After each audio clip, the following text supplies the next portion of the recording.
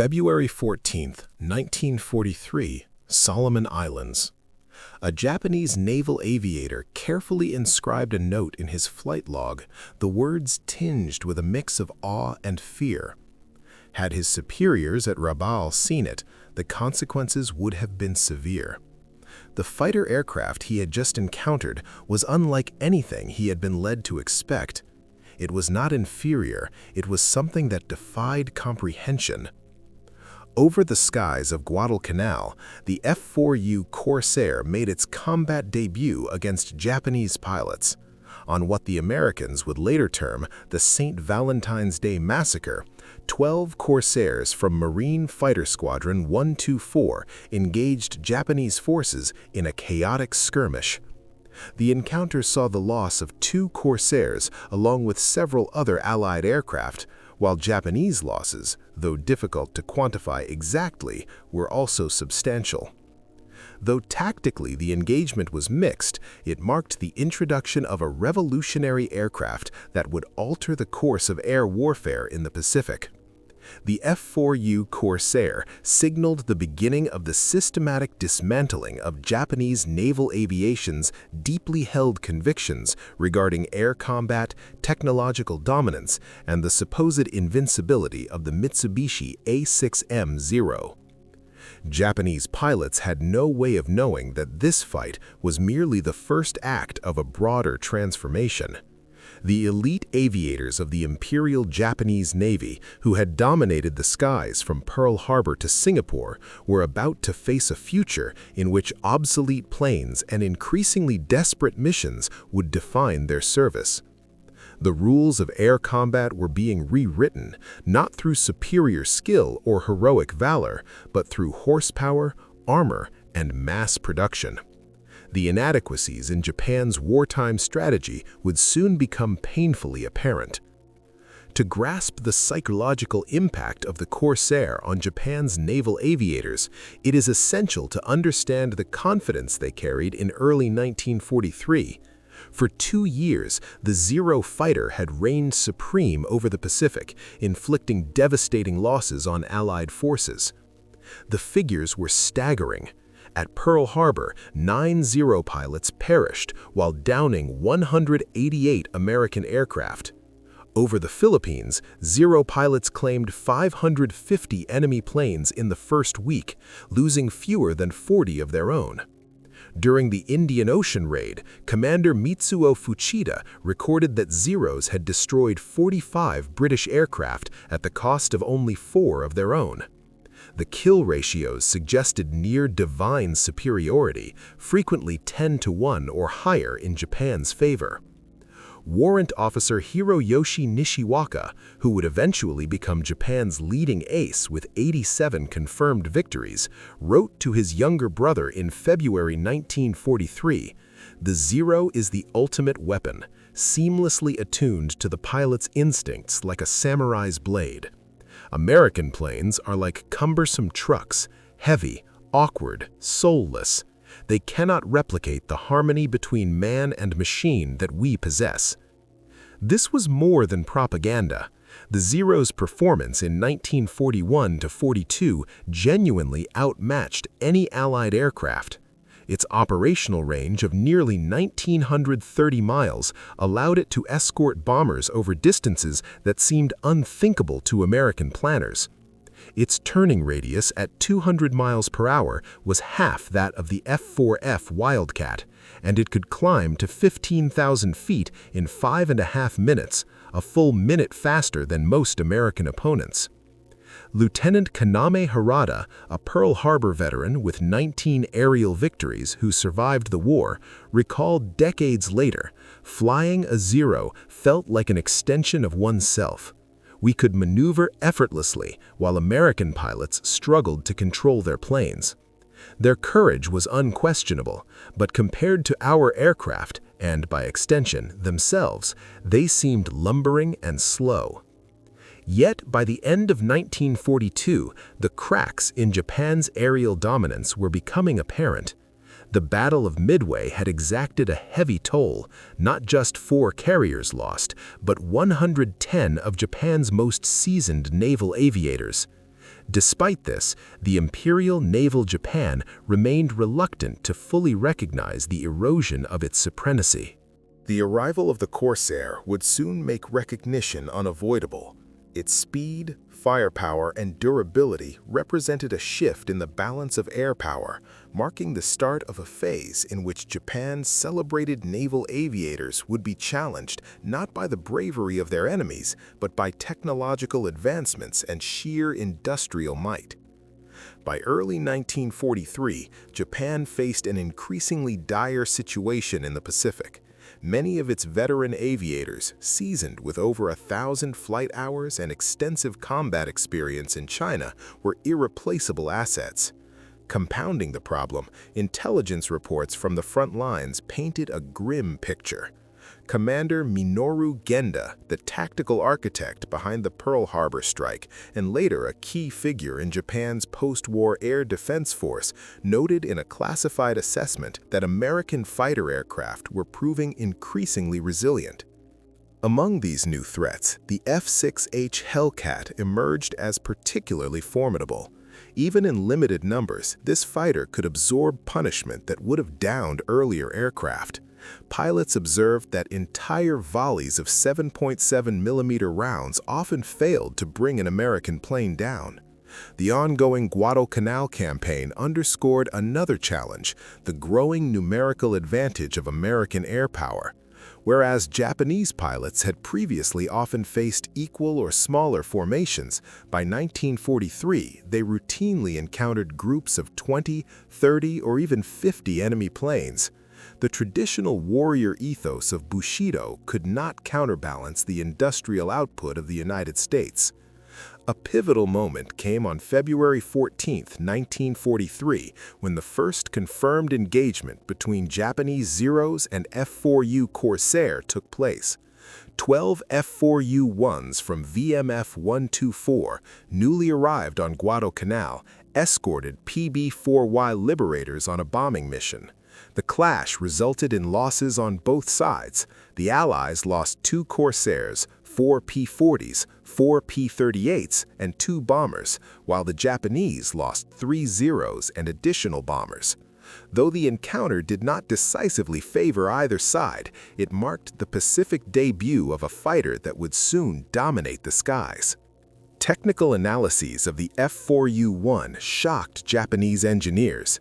Its Pratt & Whitney R2800 double WASP engine generated 2,000 horsepower, more than double the 950 horsepower Nakajima Sakai 12 in the A6M Zero, and well above the 1,130 horsepower Sakai 21 of the later A6M 5. This power translated into performance metrics that rendered traditional Zero tactics obsolete. Maximum speeds of 417 miles per hour compared to 331 miles per hour for the A6M2 and 351 miles per hour for the A6M5. Climbed to 20,000 feet in just 7.5 minutes versus the Zero's 12, and dive control at speeds exceeding 450 miles per hour, far beyond the Zero's 350 miles per hour limit.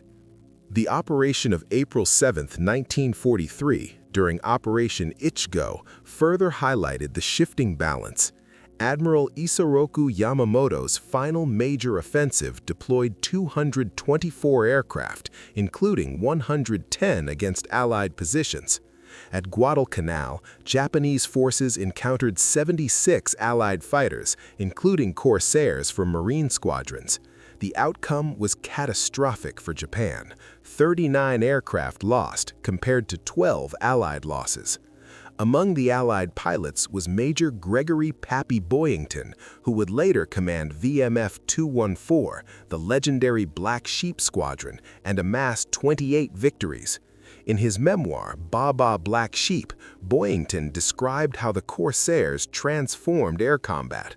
While Zeros were highly maneuverable at lower speeds, Corsairs exploited speed and altitude, diving onto targets and using momentum to climb away before the more agile Japanese fighters could respond, a tactic that would become known as boom and zoom. By May 1943, Japanese technical teams analyzing captured Allied aircraft and field reports realized the true scale of the challenge. The Corsairs' construction reflected industrial standards beyond Japan's reach. Armor plating protecting the pilot, oil tank, and oil cooler alone weighed a ton 55 pounds, more than some entire Japanese training aircraft. The combination of raw power, structural resilience, and superior design made the F4U a fighter that Japan could not hope to match with its current production capabilities, signaling a turning point in the air war over the Pacific. The F4U Corsair represented a significant leap in combat aircraft protection and firepower during World War II. Its windshield was constructed from 38mm thick bullet-resistant glass, capable of withstanding direct hits from 7.7mm machine gun rounds at extremely close range. Additionally, the aircraft featured self-sealing fuel tanks lined with multiple layers of rubber. When punctured, these layers expanded to prevent fuel leaks and fires, a vulnerability that had proven deadly for pilots of the Japanese Zero. The Corsairs' offensive capabilities were equally formidable. Armed with 6 Browning M2.50 caliber machine guns, each weapon fired rounds with roughly 8 times the energy of the Zero's 7.7mm armament. The aircraft carried a total of 2,350 rounds, allowing for up to 30 seconds of uninterrupted fire, 3 times the sustained fire capability of the Zero. Its AN M2 armor-piercing incendiary rounds could penetrate up to 21mm of armor at a distance of 500 yards, a stark contrast to the virtually unarmored Japanese fighter. By mid-1943, reports from intelligence units began to reach Japanese Naval Command, detailing the scale of American aircraft production, numbers that seemed almost incomprehensible. Over the course of the war, the United States would produce 12,571 Corsairs, including 4,952 F4U variants, additional later models, 3,941 Goodyear-built FG variants, and 735 Brewster F3A variants. In contrast, Japan's entire Zero production totaled 10,449 units, with Mitsubishi manufacturing 3,879 and Nakajima 6,570. However, sheer numbers told only part of the story. American aircraft production was accompanied by a continuous process of technical refinement. The F4U-1A introduced a raised cockpit for improved pilot visibility. The F4U-1C mounted 4 20mm cannons for heavier firepower, while the F4U-1D could carry up to 4,000 pounds of ordnance. By late 1944, the F4U-4 entered service, powered by a 2,450 horsepower engine and capable of reaching a top speed of 446 miles per hour. Meanwhile, Japan's most widely produced Zero, the A6M showed only incremental improvements compared to the original 1940 design. The Corsairs' technical superiority revealed a critical weakness in Japanese naval aviation strategy: the inability to replace experienced pilots efficiently. Pre-war Japan had developed an exceptionally rigorous training system with a 95% attrition rate, producing highly skilled aviators at the cost of quantity. This method could generate roughly 100 new pilots per year.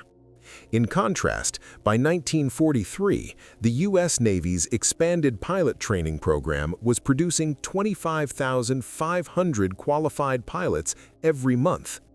American pilots underwent approximately 600 hours of flight instruction, including 200 hours in advanced fighters, before entering combat.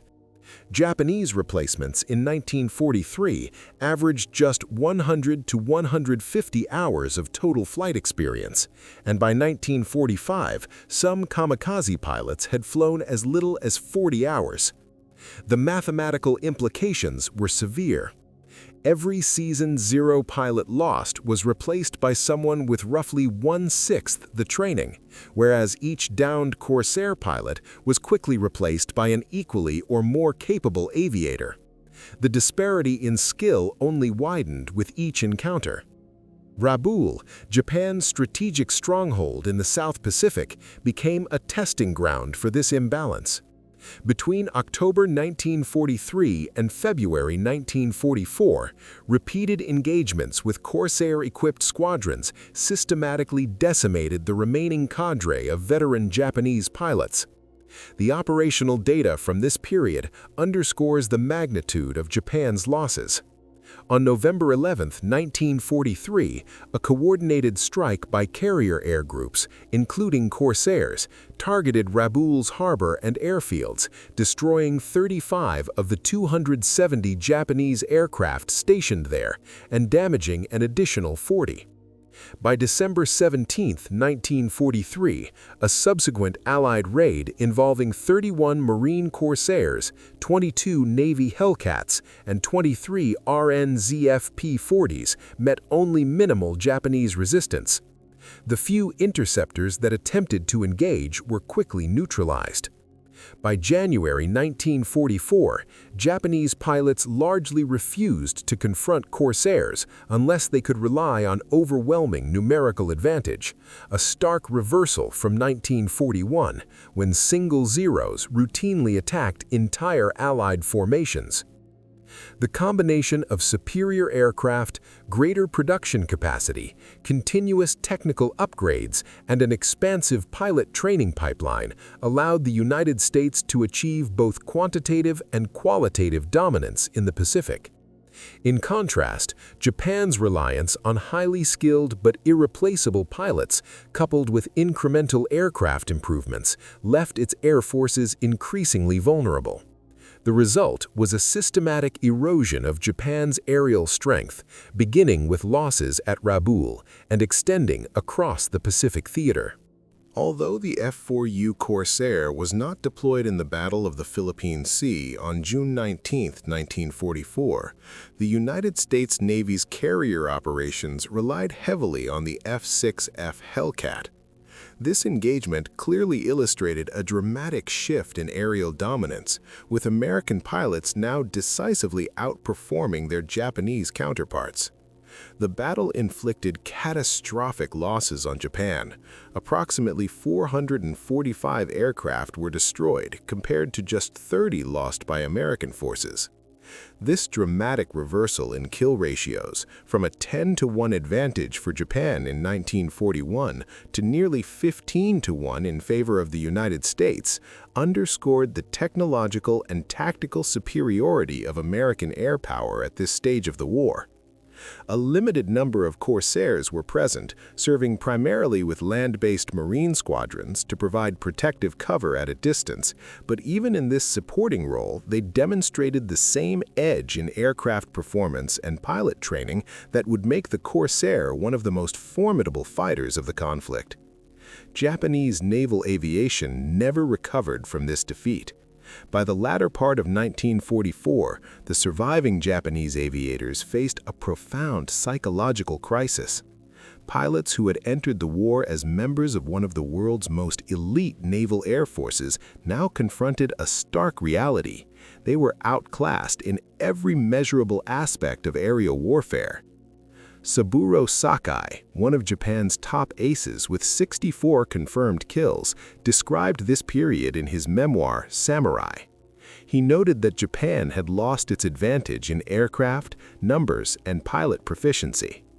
The arrival of advanced American fighters brought a lethal new threat to the younger Japanese pilots, who often lacked both the skill and equipment to survive encounters in the skies.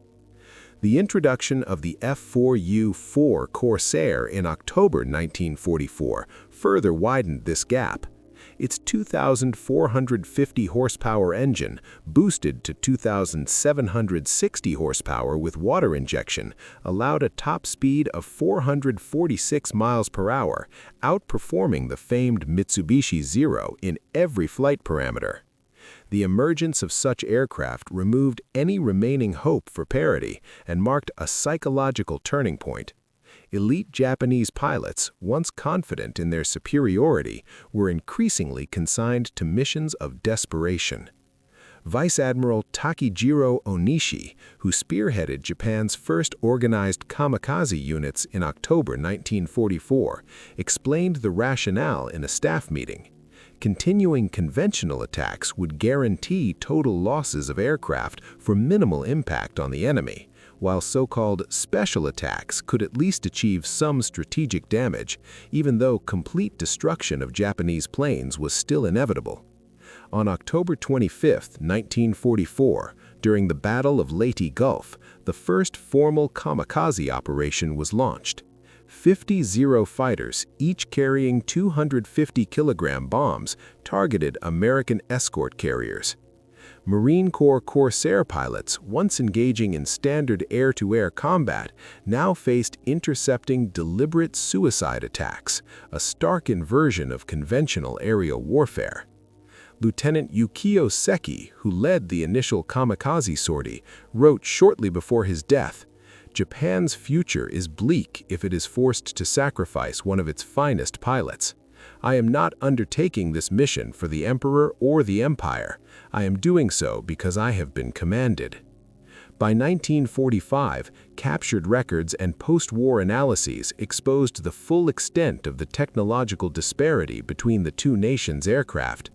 Comparing the F4U Corsair to the A6M Zero, maximum speed was 446 miles per hour versus 351. Service ceiling 41,500 feet against 36,250 feet. Climb rate 3,870 feet per minute versus 2,625 feet. Engine power 2,450 horsepower to 2,760 with water injection. Empty weight 9,250 pounds against 4,136. Armament 155 pounds versus none. Self-sealing fuel tanks versus unprotected. These numbers highlighted an overwhelming advantage in performance, protection, and firepower. Industrial output reinforced the disparity. In 1944, the United States produced a total of 100,752 aircraft, including 16,731 fighters, while Japan managed 28,180 total aircraft, of which only 5,474 were fighters. In terms of economic capacity, U.S. GDP reached $1.499 trillion, 1990 international dollars, compared to Japan's $189 billion. The United States not only outproduced Japan by more than threefold in fighter aircraft, but also maintained superior quality, demonstrating a strategic and industrial dominance that rendered Japan's position untenable.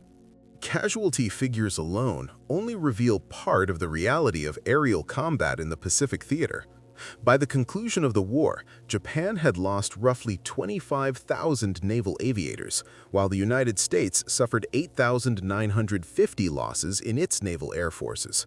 However, the makeup of these losses exposes the deeper tragedy. By mid-1944, Japan had expended nearly all of its pre-war trained pilots. Approximately 90% of them were gone.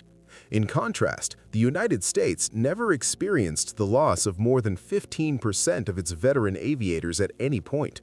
By 1945, Japan's pilot training system had all but collapsed. Newly trained Japanese pilots often went into combat with a mere 30 to 100 hours of flight experience, compared with the roughly 600 hours accumulated by American pilots before facing the enemy. In many cases, kamikaze pilots had never even discharged a weapon prior to their final missions. The F4U Corsair dramatically altered Japanese aerial strategy. By 1944, Japanese doctrine explicitly restricted engagements with Corsairs unless Japanese forces held at least a 3-to-1 numerical advantage. Even in such cases, pilots were instructed to make a single attack pass before disengaging if they were unsuccessful. By late 1944, manuals distributed to Japanese pilots underscored the overwhelming superiority of the Corsair. Pilots were warned against attempting to outclimb or outdive the aircraft, forbidden from head-on confrontations, and instructed never to fly straight and level for more than 20 seconds. In the event of a surprise attack by Corsairs, the recommended maneuver was a split S, followed by an escape at minimum altitude. Offensive action was only permitted when holding a clear advantage in both numbers and surprise. By early 1945, Japanese air operations had descended from crisis into outright disintegration. Pilots flew aircraft that had not been properly serviced for months, operating on lower octane fuel than recommended, 87 instead of 91 or 100 octane, while ammunition loads were intentionally reduced to lighten the planes. In contrast, American Corsair squadrons, finally authorized for carrier deployment on December 28, 1944, benefited from a comprehensive support system, radar guidance, search and rescue coverage, consistent maintenance, and scheduled rotations home following the completion of tours. The combat record of the Corsair against Japanese aircraft was decisive. Overall, Corsairs recorded 2,140 confirmed aerial victories with 189 losses, yielding a kill ratio of 11.3 to 1. When specifically facing the Mitsubishi A6M Zero, Corsairs achieved 1,562 confirmed kills, while losing only 124 aircraft, producing a kill ratio of 12.6 to 1. Survival rates highlighted the human cost. 64% of American pilots who were shot down survived, whereas only 8% of their Japanese counterparts lived through similar incidents. The contrast between the Corsair and the Zero reflects the differing industrial and strategic philosophies of their respective nations. The Corsair embodied America's approach, solving combat challenges through overwhelming material resources. The Zero, by contrast, represented Japan's strategy of maximizing effectiveness despite scarce resources. When these philosophies clashed in battle, abundance consistently outperformed ingenuity constrained by scarcity. Jiro Horikoshi, the engineer behind the Zero, later reflected that he had designed a highly efficient fighter for a resource-limited nation, whereas the Americans had produced a robust aircraft for a country with virtually limitless industrial capacity. "My plane was an elegant answer to poverty," he remarked. "Theirs was a testament to abundance. In war, abundance wins." During the post-war American occupation, Japanese military personnel obtained detailed information regarding U.S. aircraft production, which left them astonished. For instance, Chance Vought alone had manufactured almost as many Corsairs as Mitsubishi had produced Zeros throughout the war. While a Corsair cost roughly $50,000 to $75,000, a Zero cost roughly $25,000. The disparity was not indicative of waste, but of quality. The United States could afford to invest in superior protection for its pilots. The dominance of the Corsair imparted lasting lessons to Japanese aviation, shaping post-war doctrine. Technology and equipment can outweigh tradition and skill. Even exceptional pilots cannot compensate for inferior aircraft. Mass production of high-quality planes often surpasses limited production of technically excellent aircraft. Pilot survivability is critical. Experience cannot be gained from the dead. A nation's industrial output ultimately dictates its military potential, and the pace of innovation is more decisive than initial superiority, as static advantage can quickly turn into long-term vulnerability. The lessons learned from these early aerial confrontations became cornerstones for Japan's post-war industrial philosophy, ultimately shaping the extraordinary economic expansion that followed. The experiences of Japanese aviators confronting the F4U Corsair illustrate a deeper clash between long-standing cultural approaches and the demands of modern technology. The Mitsubishi Zero embodied a design ethos centered on extreme efficiency and minimalism. Every element was deliberately lightweight, every gram was meticulously accounted for. Its design reflected a philosophy in which agility, simplicity, and the skill of the pilot were paramount.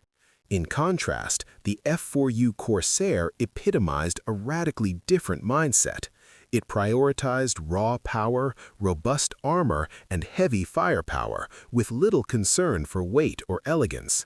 The meeting of these two approaches over the Pacific was in many ways a confrontation predetermined by industrial realities.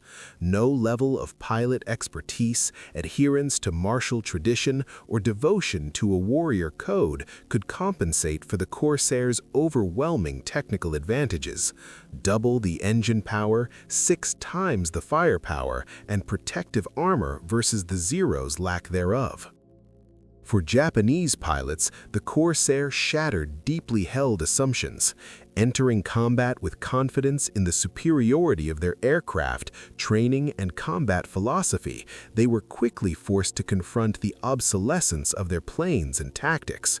The enemy they faced was not only technologically advanced, but also supported by a massive industrial apparatus capable of sustaining losses and continuously innovating. The Corsair did more than dominate the skies. It dismantled an entire worldview. It demonstrated conclusively that industrial capacity could surpass individual skill, that advanced engineering could outmatch centuries of martial tradition, and that safeguarding human lives sometimes outweighed the pursuit of minimalism in design. The costly experiences of these encounters became a source of practical insight for Japan's post-war transformation. Lessons learned in the skies over the Pacific contributed to a broader shift from militarism to industrial and economic modernization. The once feared whistling death, as Japanese pilots nicknamed the Corsair, paradoxically played a role in Japan's rebirth, symbolizing the triumph of pragmatic technology and production efficiency over rigid adherence to tradition. In the decades that followed, Japan leveraged these lessons to evolve into a peaceful democracy with one of the world's most efficient and innovative industrial economies. The Corsair's legacy, therefore, extends beyond its combat record. It highlighted the decisive importance of technological advancement and production capability, shaping Japan's path from a defeated militaristic nation into a global economic leader and a steadfast ally of the United States. For the surviving Japanese pilots, the encounters with the Corsair imparted a lasting truth. In both conflict and peacetime, the nation that masters technology and industrial organization is the one most likely to succeed.